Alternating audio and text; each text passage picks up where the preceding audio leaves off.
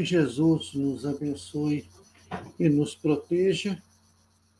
E nós estamos aqui hoje mais uma vez para o nosso dedo de prosa sobre o Evangelho segundo o Espiritismo, rogando a Jesus que nos abençoe e abra o nosso entendimento, para que o Evangelho deixe de ser uma teoria e passe a ser para todos nós uma ação prática do dia a dia. Que assim seja. Bom, meus amigos, cumprimentando a nossa querida irmã Maria Lúcia, que chegou aqui. Maria Lúcia, eu te reconheço só por causa da foto. O dia que você mudar a foto, vai ser um problema sério. O que lê a mensagem, a gente não lê. Mas hoje, o tema que nós vamos tratar está no capítulo 10 do Evangelho. Bem-aventurado os misericordiosos. Gente, esse capítulo, para mim, trata de uma das coisas mais difíceis que existe, que é o perdão. Vocês perceberam como que é difícil o perdão? E Kardec resume neste capítulo vários pontos que o Cristo coloca, aonde ele coloca a importância do perdão, né? E no Pai Nosso, que se a gente analisasse a oração do Pai Nosso, nós íamos ter muita cautela em fazer essa oração, porque o Pai Nosso, ele é um acordo que você faz com a criação, com Deus. E há um trecho que diz lá, né? Perdoai as nossas ofensas, assim como nós perdoamos a quem nos ofende. Ou seja, ele coloca uma condição para você ser perdoado. Eu não sei quanto a vocês, mas o perdão para mim é uma coisa muito difícil. Eu ainda sou uma pessoa bem rancorosa. Guardo muita mágoa, embora hoje já seja uma criatura muito melhor do que já fui, mas sou um sujeito rancoroso. E é engraçado porque são vários os tópicos em que o Cristo coloca a necessidade do perdão. Tem um que ele coloca, e eu acho interessante, porque coloca assim a necessidade que você tem de reconciliar com o teu inimigo enquanto você está com ele, enquanto é dia. Quantos processos obsessivos não cessam, não terminam no momento do perdão verdadeiro? Quanta mágoa, quanto sofrimento, quanta dor nós podemos evitar quando do exercício do perdão verdadeiro. Vocês já pararam para perceber isso? Ou já analisaram isso? Quantos casamentos não se dissolvem? Quantos irmãos não se afastam? Quantos amigos não se afastam por falta de exercício do perdão? Porque a mágoa é um veneno que você toma querendo que o outro morra. Então, na realidade, nós estamos nos contaminando cada vez mais com a necessidade que temos de alimentar as mágoas, de conservá-las, de cuidar delas, de nos sentirmos no direito de não perdoar.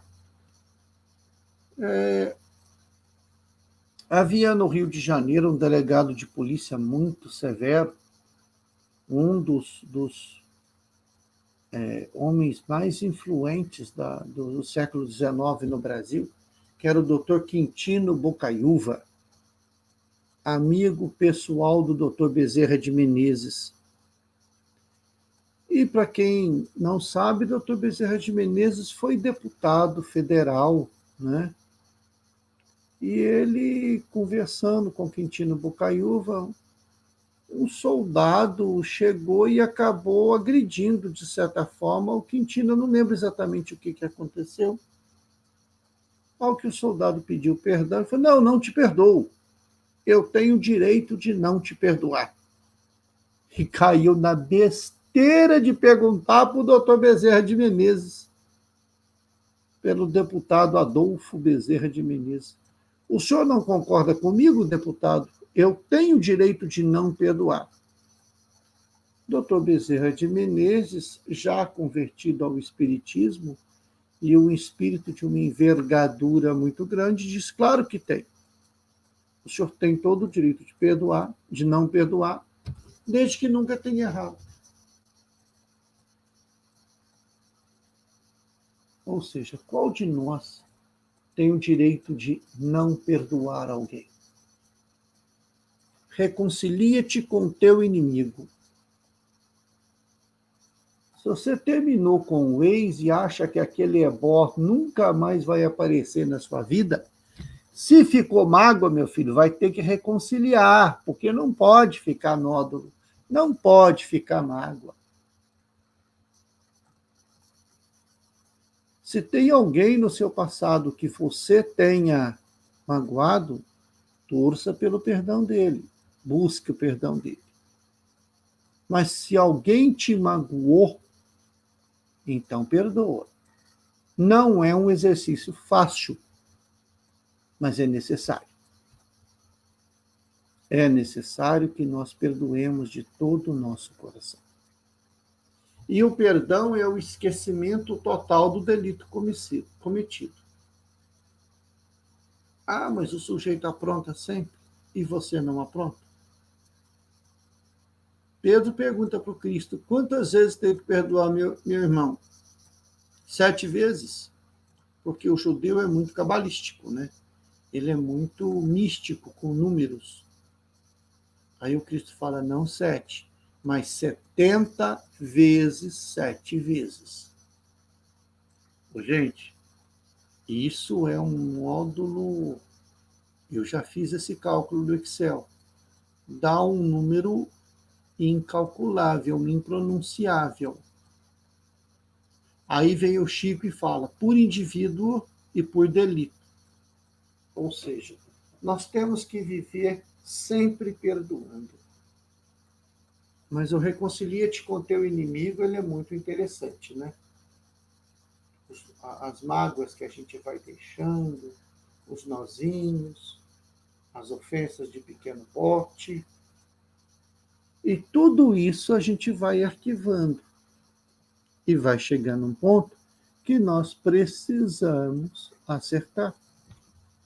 Francisco de Assis dizia que enquanto houver na Terra uma única coisa da qual você não gosta, você não é digno de entrar no reino dos céus.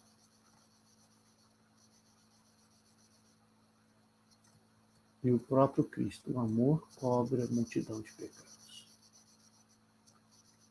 E nós precisamos exercitar o auto-perdão. Nós precisamos nos perdoar.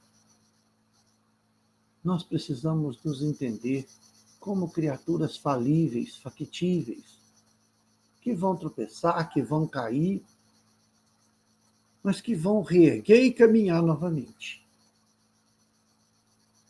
Tem uma passagem que também é citada neste trecho do Evangelho, que fala que antes de você fazer o seu sacrifício, deixa o teu sacrifício no altar e vai reconciliar com o teu inimigo. Era uma prática comum do paganismo, do judaísmo, do sacrifício. Frutas, animais, era levado ao altar. E o Cristo, ele dá uma mensagem dizendo que não adianta.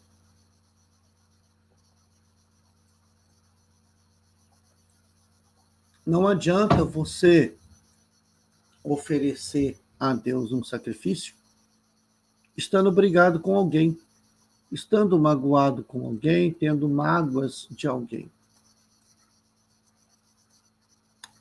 É o mesmo caso do sujeito que é um excepcional orador, dirige reunião mediúnica maravilhosamente bem, faz campanha do quilo, ajuda a diminuir a dor dos pobres, ou seja, o cara é quase um santo, mas carrega o coração cheio de mágoa.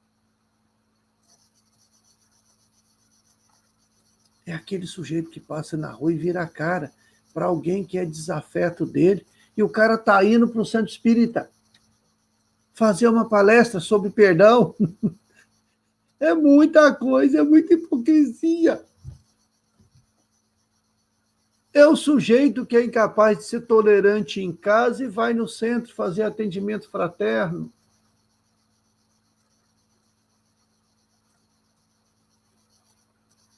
Percebem como isso não tem valor porque a tua intimidade está poluída? Como é que você vai oferecer uma palavra confortável para alguém se na realidade você não é assim? Se quando você precisa realmente dar a ênfase a isso, você não dá.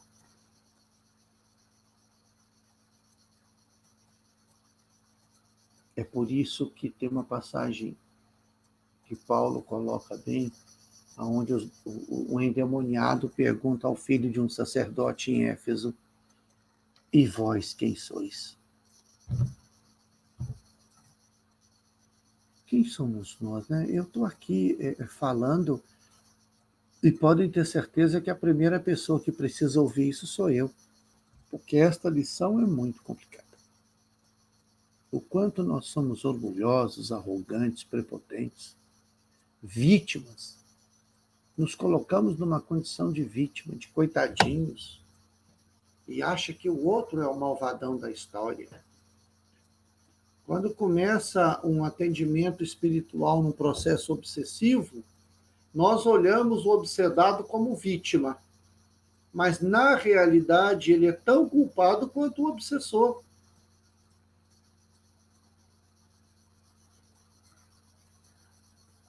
Porque é um processo de ódio. E o que é o ódio se não um amor adoecido?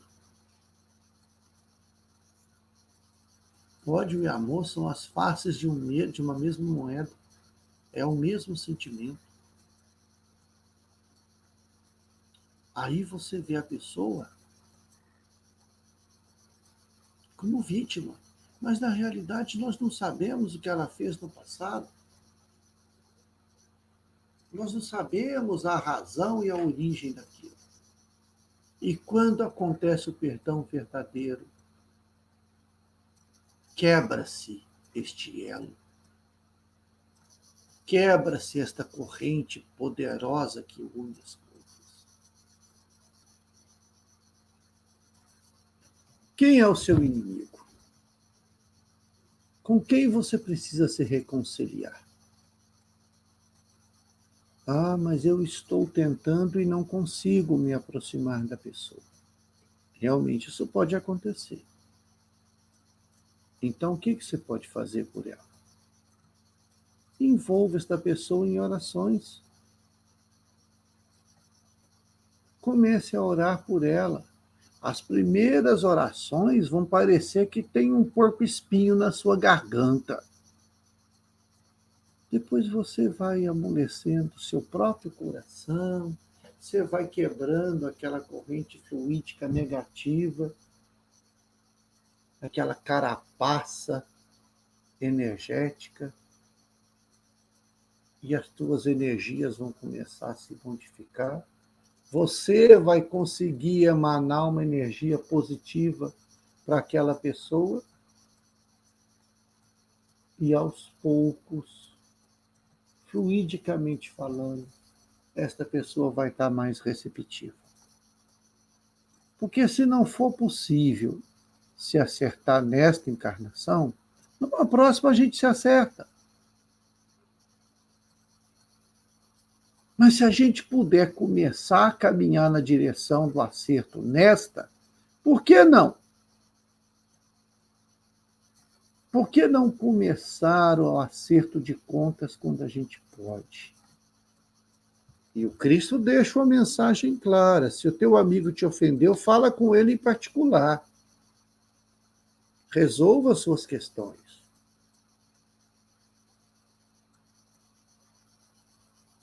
A gente gosta tanto de se fazer de vítima, quando na realidade é tão fácil resolver essa ou aquela questão. Vocês já imaginaram como vai ser melhor quando a gente não se sentir ofendido? Quando a gente não precisar perdoar? Imagina a grandiosidade do Cristo no momento de maior dor que ele sentiu, de maior sofrimento para nós, né, que foi a crucificação. Ele disse: Pai, perdoai-vos, eles não sabem o que fazem.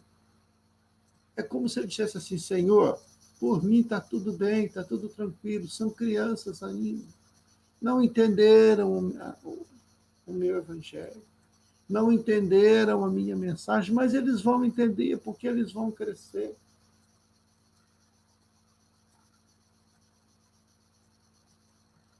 Se nós colocarmos os nossos ofensores como crianças espirituais, assim como nós, como espíritos que falem, que caem como nós, fica mais fácil entender.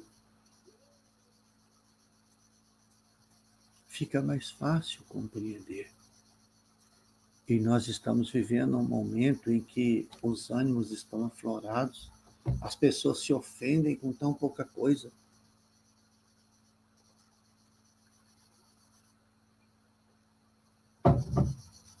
Ainda bem que hoje as guerras são de palavras. Imagina, alguns anos atrás, seríamos acertar contas na bala, na violência, na truculência. Mas nós precisamos caminhar para que nem desavenças verbais nós tenhamos. Será que isso é possível? Claro que é. Nós precisamos nos colocarmos no lugar do outro. O princípio da empatia. Nós precisamos entender que a grandiosidade do perdão é necessária. Ah, mas a pessoa me intoxica tanto. Você precisou se afastar? Isso não quer dizer que você tenha que estar emocionalmente distante da pessoa. Envolva a pessoa em vibrações de carinho, de afeto. Se não é possível a reconciliação imediata, dê o primeiro passo. Comece a vibrar positivamente por estas pessoas. Esse capítulo, ele fala muito da necessidade que nós temos de não nos sentirmos ofendidos, de não nos sentirmos magoados,